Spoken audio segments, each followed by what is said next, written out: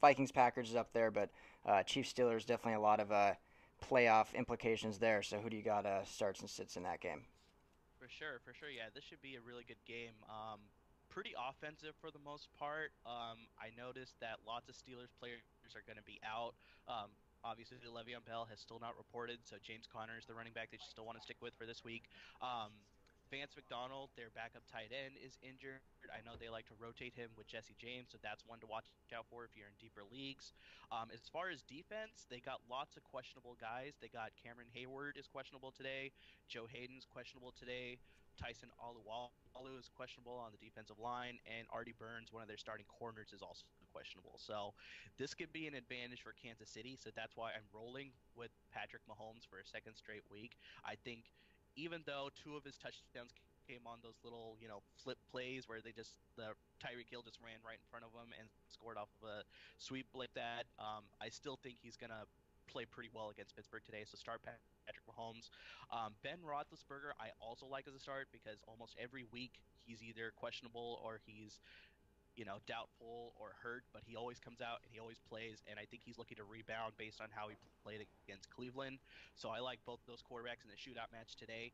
Um, One start that sort of surprised a lot of people as far as how poorly he performed last week is Travis Kelsey. I think he had one reception only last week, but definitely that's a guy that Patrick Mahomes knows is going to help move the chains, really put some points on the board. So definitely look for Travis Kelsey to have a rebound week this week for sure. Yeah, as you would think. I mean, one catch out of him is pretty unexpected, so I would assume Oh that's yeah. going to change. And Tyreek Yeah, Hill, who's I agree with you, Umar, on that one. Sorry to jump in. I no, was no, going to say he only had the one catch, but he had 6 or 7 targets. So I mean, Mahomes is looking for him often. Yeah. I think that's a really good call. Yeah, he had just had one catch on 6 targets, so he's not out with Mahomes per se. Yeah. if you had to take one guy moving forward, you taking Gronk or Kelsey? For this season, Yes, Gronk. sticking with I'd Gronk. have to agree just based off the first four games suspended. Julian Edelman got suspended for the first four games, so definitely Tom Brady was looking Rob Gronkowski's way week one. And I think that trend will continue throughout these four games. I know a lot of people are high on Chris Hogan. I still like Chris Hogan too. I think week one was just an anomaly that he didn't get involved as much as he did.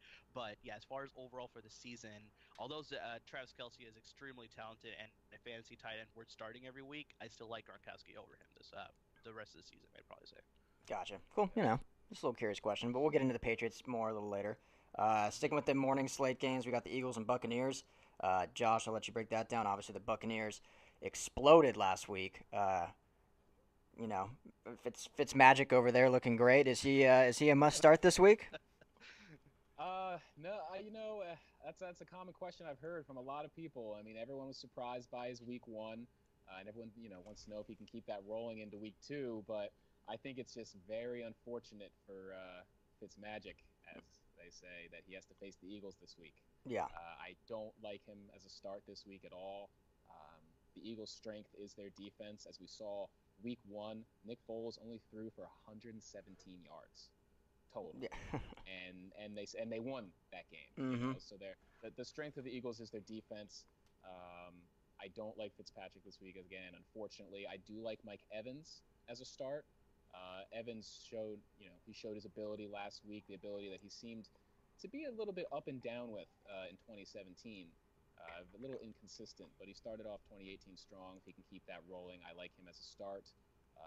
With those receivers, Deshaun Jackson is expected to play. Because of that, I don't really like him or Chris Godwin this week. I think they'll take work away from each other. I think eventually that situation is primed for Godwin to take over the role, just not quite yet, not quite week two. So for this week, I would sit both of those guys. Now, the thing about that is that's tough. It's that Sean Jackson's the kind of guy that you can easily get burned by sitting because he could do exactly what he did week one. Mm-hmm. Just catch a couple long touchdowns, and all of a sudden he scores 30 points in a PPR league. So it's a tough call, but I would sit him. On the other side of the ball, I would start Aguilar. With Jeffrey continued to be out with an injury. Aguilar was 8 of 10 last week, so in a PPR format, he's a must start.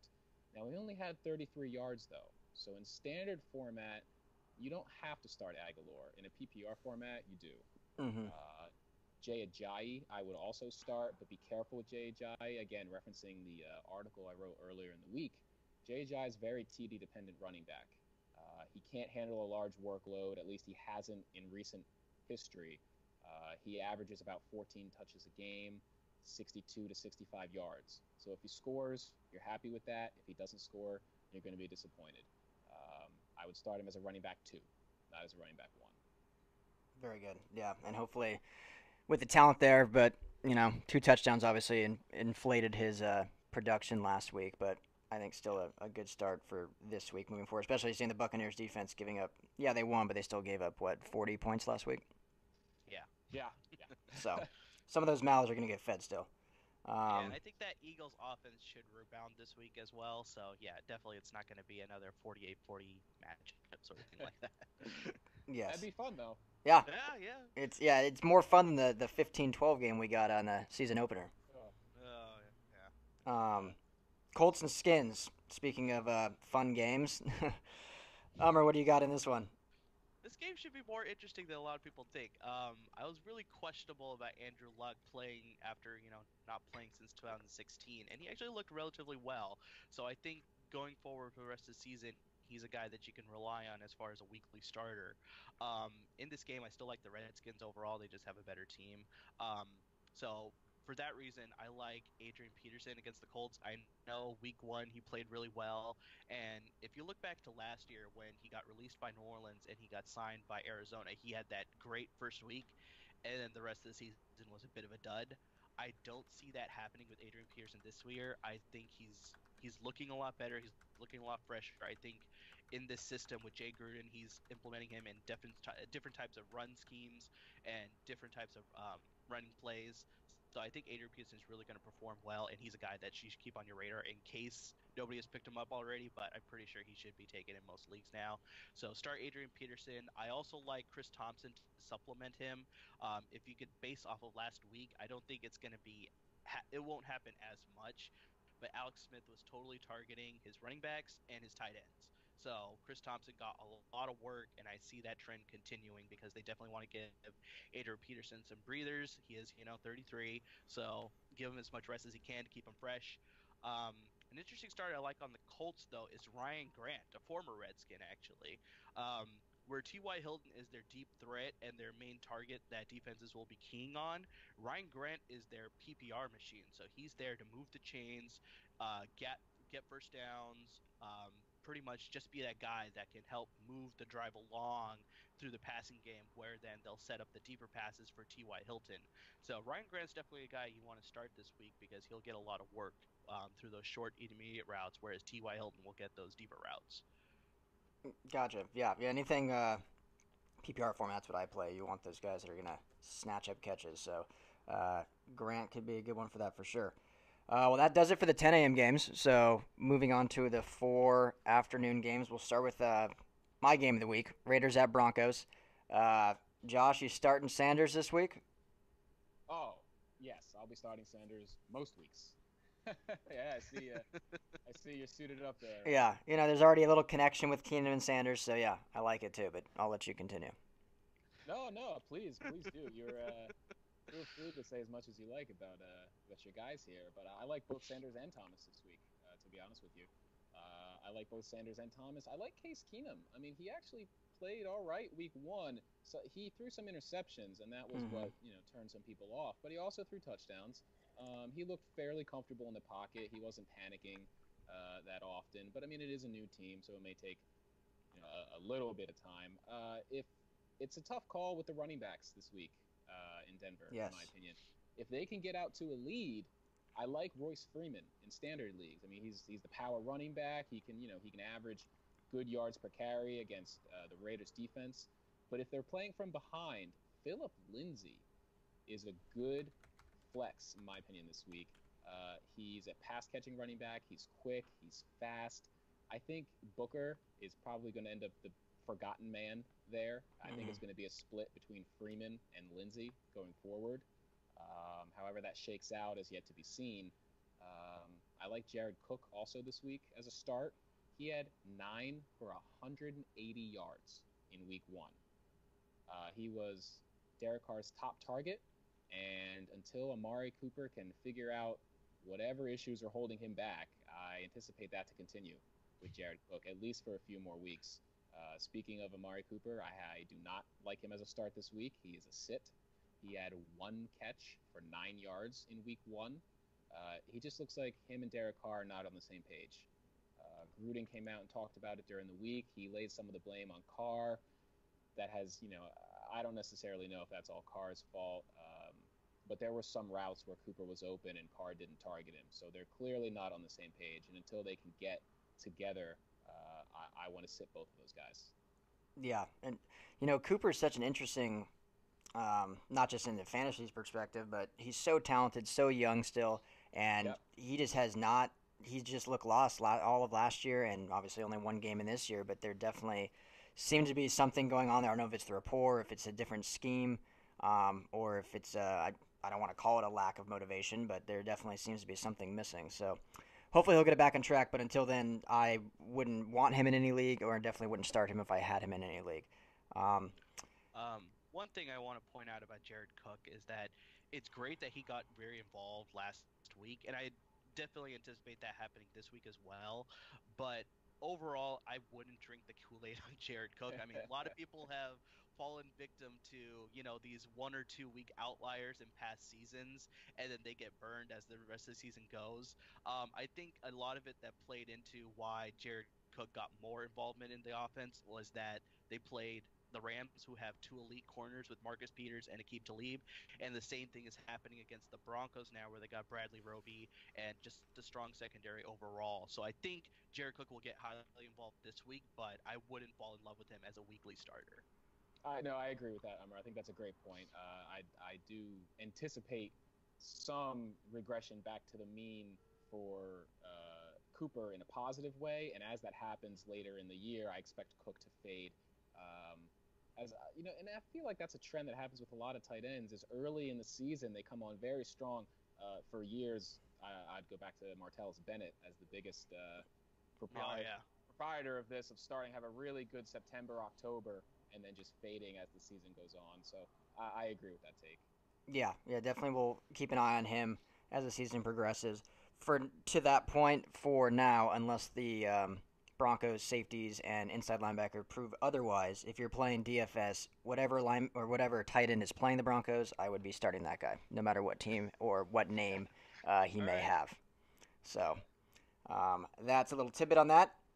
On to the next Lions 49ers. Ummer, I know you're a Niners fan. Let's try to keep it unbiased here. Who you got? I'll try my best, but honestly, they're playing a really, questionable Lions team. I mean, based on what you saw against the New York Jets on Monday night, you're not sure what direction the Lions are going to be going in. Are they going to be rebounding with Mike Patricia as that vicious, defensive coordinator that we saw in New England, or is this going to be a team that's sort of like not following what Mike Patricia is preaching?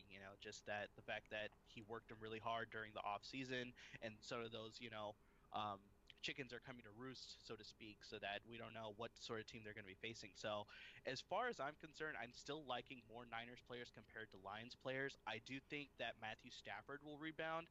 I think week one was just a complete anomaly. I wrote this in my article that Matthew Stafford has played in 122 career games. He's only thrown three or more interceptions in 12 of those games. So totally, week one was a complete anomaly. I think he'll definitely rebound against a shaky San Francisco secondary. He could take advantage of some of those matchups, especially with we got lots of injuries on the Niners defense. We got Adrian Colbert, their starting safety, possibly going to be out today. Malcolm Smith, their starting linebacker, is going to be out today. And also one of their starting linebackers, Brock Coyle, is also going to be out today. So they can take advantage of the middle routes as well as, getting the ball to Golden Tate on some routes. Marvin Jones, Kenny Galladay had a monster game against New York Jets. So those are guys I definitely want to start as far as the passing offense. But the rushing offense, Niners have a stronger front seven, so I'd probably stick on Johnson and Theo Riddick on the bench. I know Theo Riddick is good in the passing game, but I probably still keep him on the bench. I don't think how involved he'll get in the offense. As far as the Niners are concerned, I like the running game. I know against the Vikings they didn't look all that well, but Vikings are, a preseason pick to make it to the Super Bowl, so they have elite talent all over the field. Um, Alfred Morris did have a goal line fumble, so that was a little bit worrisome, but I think he rebounds in a strong way today. Matt Breida gets involved in the passing game as well as running, so definitely start either running back, whoever you have.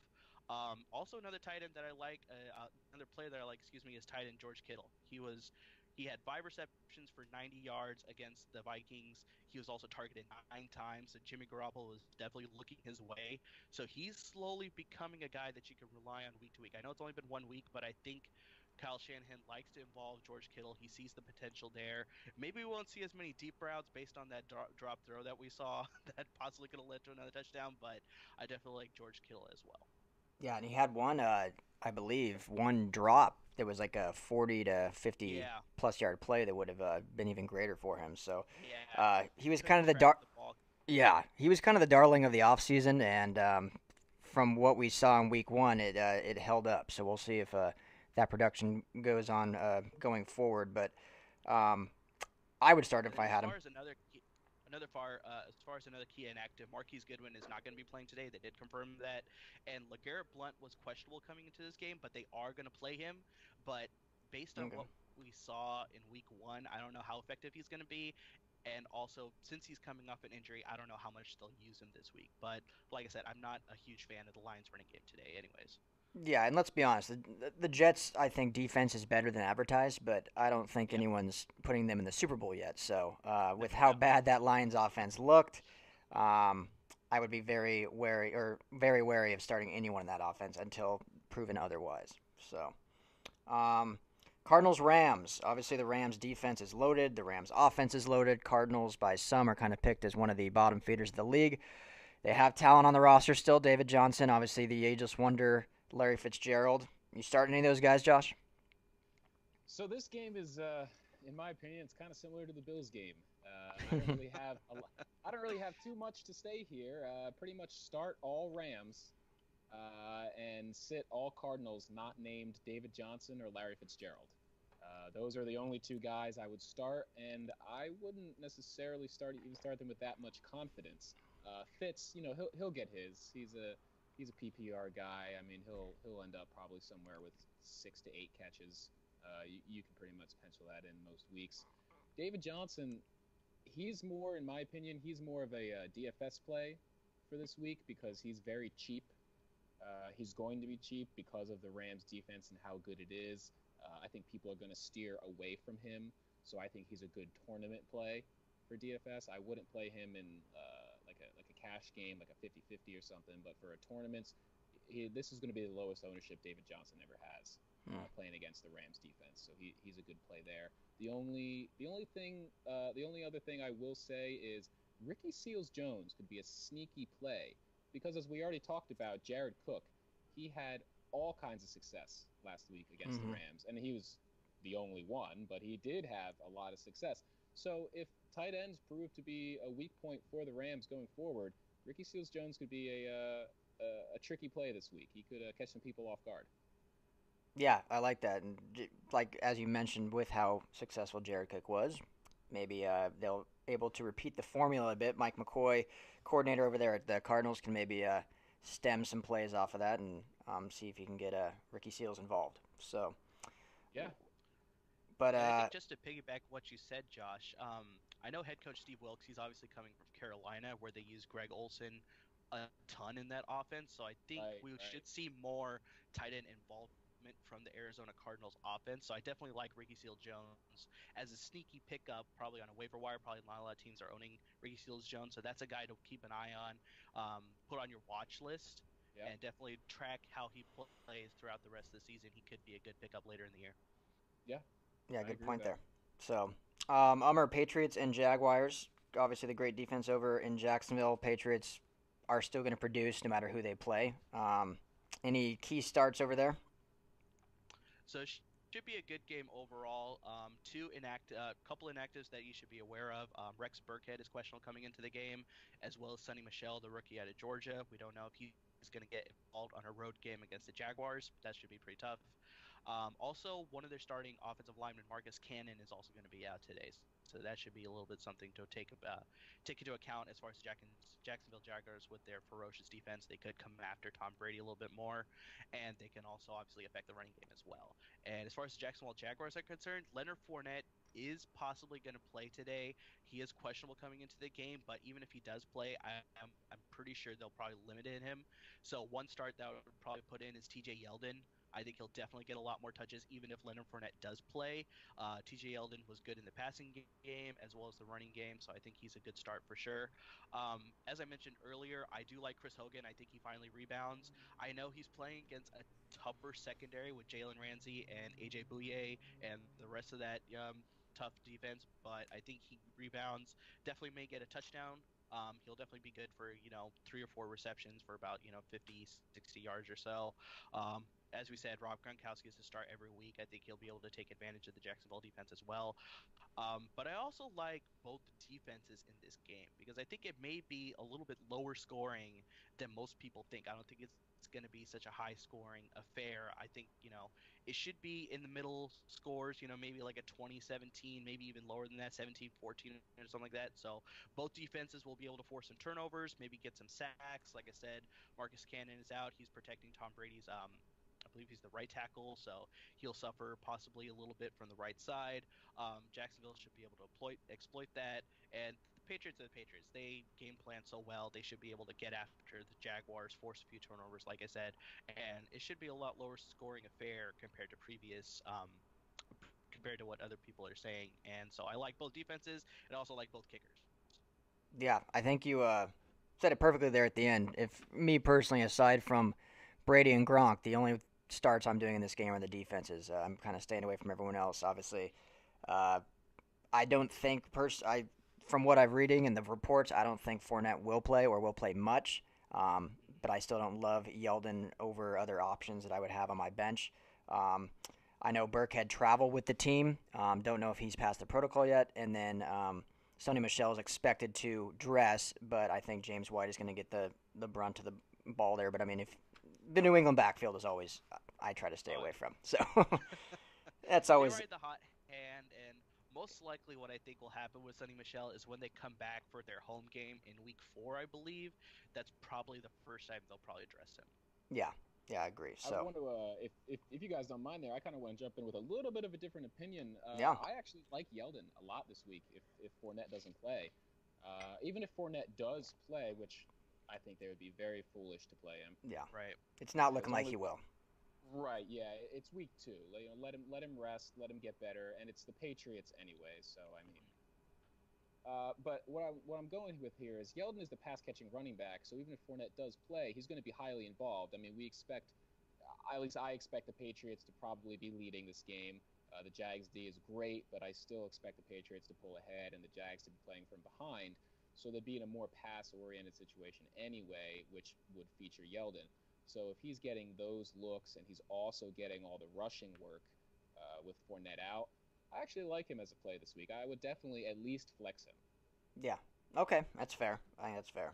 So, yeah, Fournette will have to keep an eye on throughout the season. The guy just can't really seem to stay healthy. College and pros, that was kind of his mo. But yeah, Same. start Yeah. Yeldon now if you have him. Josh, your game, Giants Cowboys Sunday Night Football. Uh, Yeah, First of all, do you see Gordon in a boys uniform next week? man, I'll tell you what that I would, as much as I would love his talent on the Cowboys roster, I definitely think we don't need the Mm-hmm. drama.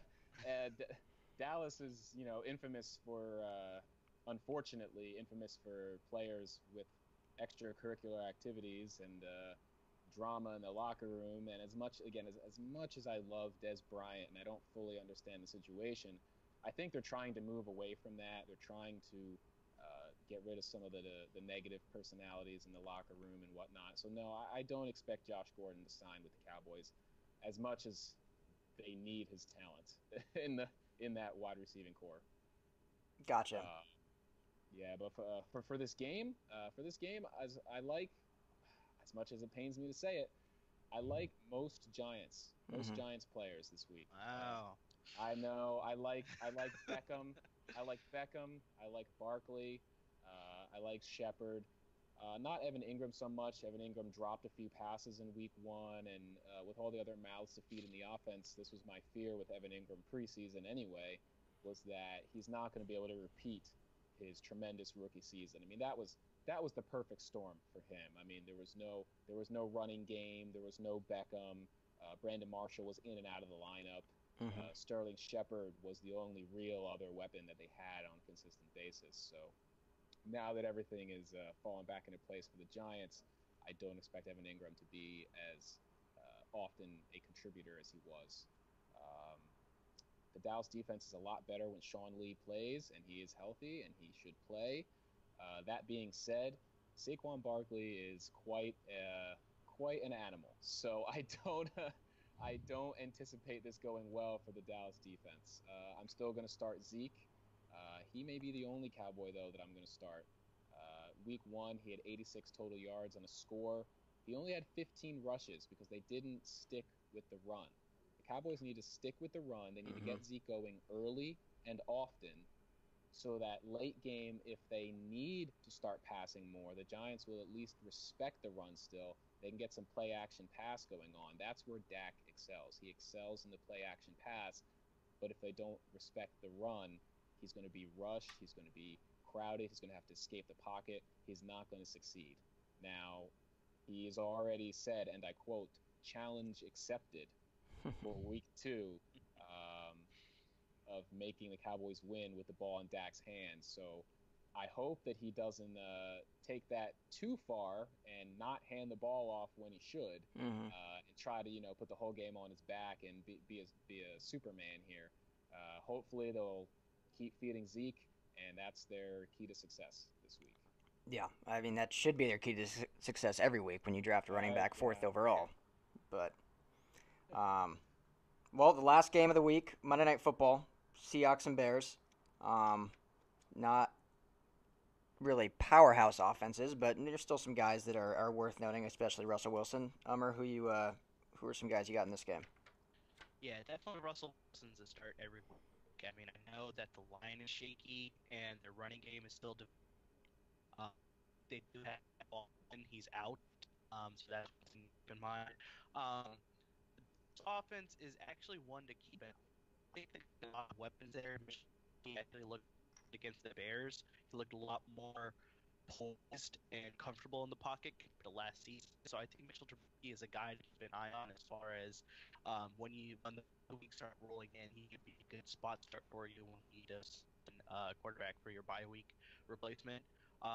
Couple other injury notes to worry as far as the Seahawks defense is concerned. Bobby Wagner, KJ Wright are both out. So I think this is a really good game for Trey Burton to really establish himself as one of the good fantasy tight ends. I think he'll really take advantage of the middle of the field, possibly some red zone targets as well. So Trey Burton's definitely a start for me. Um, let's give some kickers some love. I like Cody Parkey in this one as far as getting some points on the board. Maybe they won't be able to complete lots of drives, but I think they'll get into field goal range pretty early and often. So Cody Parkey can be a sneaky pickup as far as a kicker for your team to get some good, possibly double-digit points for you. So, kickers are part of your fantasy roster too. Let's give them some love. I like that. Yeah, absolutely. Kickers can win or lose you games. How many games do you win or lose by single digits? Oh yeah, happens more often than not. Yeah. And Too many. Or if one anyone thing, started the one Saints thing defense last week, they can speak to that too. Oh my goodness. One thing that one player you should probably keep on your bench that had a monster game last week is Will Disley. They drafted him in the fourth round as a blocking tight end, so I think his stat line of 3 for 105 and a touchdown is a little bit misleading for the fact that he had one long touchdown reception. Not going to be a guy you can rely on as the weeks keep going on. If you had to pick a Seattle tight end, I'd probably go roll with Nick Bennett, who they drafted last year in the second round, but I'd still stay away from Seattle passing game this week.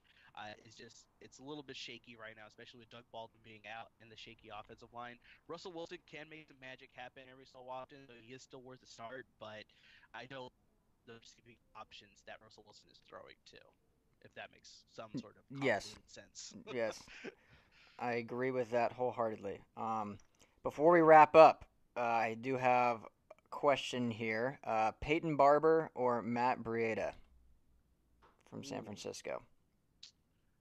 Kind of two guys both fighting backfield touches. I'd go with Breida personally. Going back to my analysis of the Eagles' defense, they have a very strong defense. I don't expect the Bucks to be able to run successfully.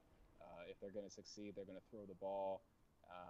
And speaking of throwing the ball, I think that's where Breida his strength is. He should catch at least a few passes. I mean, Morris is good when they get down near the goal line, but I think between the 20s, Breida's the man. Yeah, I completely agree with Josh here. I think the Niners running game will rebound, so both you'll be Matt Breida will be involved in the passing game as well, the rushing game to give Alfred Morris some breathers. Alfred Morris is also a one-dimensional running back. He's only good in the running game, so Matt Breida will definitely get involved. And as far as Peyton Barber against the Eagles defense, yeah, I mean Josh hit the nail on the head where it's just they have such a stout front seven that Peyton Barber will be contained. So yeah, I definitely roll Breida over Peyton Barber. Yeah, cool. Well, there you go. All right. Well, the way we want to wrap it up, and we're gonna do this kind of every week. It's more, I guess, for DFS, but I had Josh and Ummer come up with their optimal lineup for the week with your standard format of rosters. So, Ummer, I'll start with you. If you want to just give your optimal lineup, if you were a betting man and you wanted to win $1 million, this is the team you're going with. Who you got? Yeah. So quarterback, I got Philip Rivers. I think based on what we saw last week against the Ravens and the Bills, is just whoever plays against the Bills will light them up through the passing game. So Philip Rivers is a Mm-hmm. good start. I like Todd Gurley, Los Angeles Rams against the Cardinals. They just don't seem to have it on defense right now. I think Todd Gurley will definitely take advantage of that. Melvin Gordon, I mean, same thing as Philip Rivers. I think he'll just take full advantage both in the run game and the passing game. Totally take beat the beat him up pretty well. Receivers, I like Pierre Garcon. With Marquise Godin being out, and they'll be possibly starting Dante Pettis on the opposite side, I think Pierre Garcon will get a lot of work as far as targets are concerned. I do know that they like George Kittle, but I think Pierre Garcon has a pretty solid week this week. The other guy I like, Devin Funches, with Greg Olson being out, I think he'll get a lot more targets and really be involved in that passing game. Tight ends, I think Zach Ertz will totally rip apart the Tampa Bay Buccaneers. I think he'll go off for 150 and two touchdowns possibly. The flex position, I like Emmanuel Sanders against the Raiders. Based on what we saw against Seattle, Emmanuel Sanders was being involved pretty early and often, and I see that similar trend against the very shaky Raiders defense. So Emmanuel Sanders will definitely get a lot of receptions, lots of yards, possibly a score or two. Um, Kicker, I like Aldrick Rojas in the night game. I think the game between the Cowboys and the Giants will be pretty close and pretty even. There may be lots of opportunities for Aldrick Rojas to get field goal opportunities, so I think he should possibly see double digit points here. And for defense, I like the Los Angeles Rams. I think the Cardinals' offense is still. I mean, we talked about it before. It's either David Johnson or Larry Fitzgerald. Nobody else in that offense is worth starting. So I think the Rams will take full advantage of that. Well, there you go. Very good. Nice. Josh, I've to you.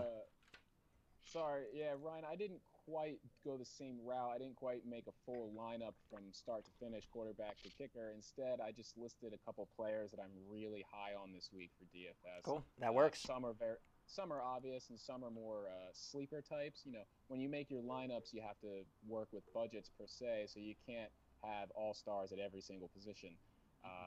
As far as the all stars go, for wide receiver this week. Again, as I said, I love DeAndre Hopkins. He always performs against the Titans. He averages 100 yards a game. I mean, right there. I mean that's It's a all good you stat. need. If you throw a touchdown in with that, then he's good to go. I like Antonio Brown this week. I expect Ben to have a big bounce back performance after week one. That game could be a shootout. If there was any one team in that you just wanted to start a player from every single position, it'd be Pittsburgh. You could start Ben, you could start Brown, you could start Connor, and feel extraordinarily confident. So basically, any Pittsburgh player. On the other end, on the cheap end, someone who I really like is Brandon Marshall. And I know that Umar, you had said before about staying away from the Seattle receivers, and generally I would agree with you. This is more of a DFS play than a seasonal play. I wouldn't stick him in my lineup, my fantasy lineup. But for a DFS lineup, he's a huge presence in the red zone. Russell Wilson just lost Jimmy Graham, who was his go-to guy last year. He had 10 touchdowns. And, Brandon Marshall, at this point in his career, he's not burning anyone.